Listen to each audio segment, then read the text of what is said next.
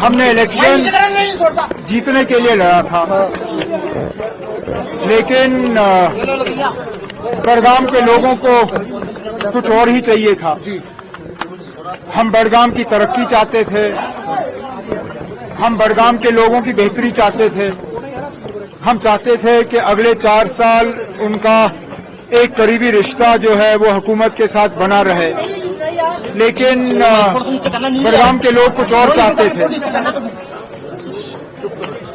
अब हम अपनी जगह इस नतीजे को एनालाइज करेंगे, कहां पे खामियां रहीं, कहां पे दुरुस्त करने की जरूरत है। अगर कहीं पे ऑर्गेनाइजेशनली नेशनल कॉन्फ्रेंस में कुछ चेंजेस लाने की जरूरत है, उन पे सोचा जा सकता है। अगर कहीं पे हुकूमत में कुछ बदलाव लाने की जरूरत है, उसमें भी हम एक एक्सरसाइज कर लेंगे। लेकिन नतीजा आज ही निकला है, इसमें जल्दबाजी में नुकसान ही होगा। मैं अब श्रीनगर नेशनल कॉन्फ्रेंस के सदर जनाब फारूक साहब से बात करके उनसे गुजारिश करूंगा कि आने वाले दिनों में वो तंजीम की वर्किंग कमेटी की मीटिंग बुलाएं। हम बैठ के तफसीलन न सिर्फ बड़गाम बल्कि नगरोटा के हवाले से भी बात करेंगे, और उसके बाद जो फैसले लेने होंगे वो फैसले हम लेंगे।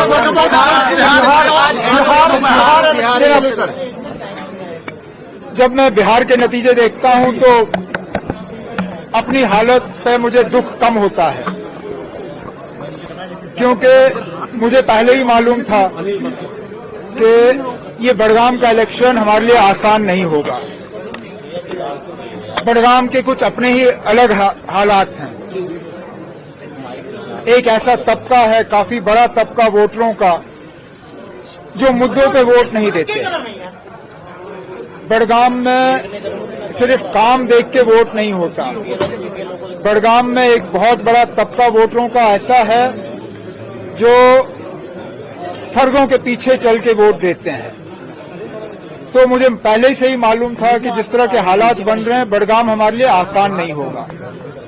लेकिन जब मैं बिहार का हाल देखता हूं और मैं ये देखता हूं कि ये वो बिहार है जहां वोट चोरी के नाम पे जब यात्रा चली, तो उस यात्रा में काफी संख्या में लोग जो हैं उस यात्रा के साथ जुड़े।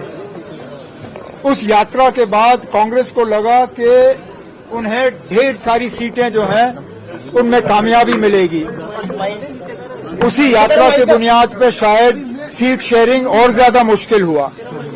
लेकिन जब हम नतीजे देखते हैं तो बजाय ये कि एंटी इनकम्बेंसी का नीतीश कुमार जो है वो शिकार हो, उन्होंने एंटी इनकम्बेंसी को इनकम्बेंसी में तब्दील करके हुकूमत का फायदा लेके अब कहते हैं कि 10वीं बार जीता है, 10वीं बार मुख्यमंत्री बनेंगे। ये अपने आप में कोई मामूली बात नहीं है, और अच्छा होगा अगर कुछ बाकी रियासतें भी सीखें कि आखिरकार उन्होंने क्या किया वोटरों के लिए, जो कि दूसरी जगहों में किया जा सकता है। एक चीज तो जरूर देखने को मिलती है कि नीतीश कुमार साहब ने जात और कास्ट को एक तरफ रख के जो महिलाओं के लिए किया, जो औरतों के लिए किया, और जो खसूसी कुछ स्कीमें वहां पे महिलाओं के लिए बनी, उसका उनको भरपूर फायदा जरूर मिला। इधर अब मुझे उन पर कुछ नहीं कहना है। देखो, अगर नुकसानदायक नहीं रहा होता, देखो इतना मैं जरूर कहूंगा कि अंग्रेजी में एक कहावत है, you cut your nose to spite your face. Ruhullah ने मुझे एक पैगाम पहुंचाने के लिए क्या किया क्या नहीं किया वो एक बात, लेकिन सियासी तौर खुद तो उन्होंने खुदकुशी की। सर क्या, लेकिन सुने ना, क्योंकि जो शख्स वहां से जीता है वो कभी रूहुल्ला को वहां दोबारा उठने नहीं देगा। मैं दोबारा उठ जाऊंगा, रूहुल्ला कभी दोबारा बड़गाम में उठ पाएगा या नहीं ये तो सिर्फ रूहुल्ला तय कर सकता है। लेकिन चलिए, जो हुआ सो हुआ, अब तंजीम को करना होगा वो हम कर लेंगे। दिल्ली ब्लास्ट में जो आज घर उड़ाया गया, डॉक्टर उमर का घर उड़ाया गया, डिसमेंटल करा गया, उसे आप उस पर आप क्या करेंगे? अगर इन चीजों से आतंकवाद रुक जाता तो अभी तो रुक गया होता। आपने पहलगाम के बाद भी कितने गाड़ उड़ाए, रुका ये।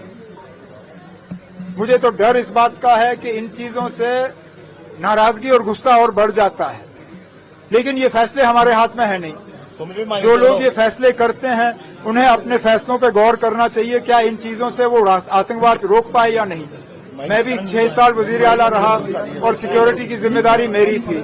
हर साल मिलिटेंसी के हमलों में कमी आई, लेकिन हमें कहीं पे भी इस तरह घर उड़ाने की मजबूरी जो है महसूस नहीं हुई। वीके न्यूज, राष्ट्र के नाम।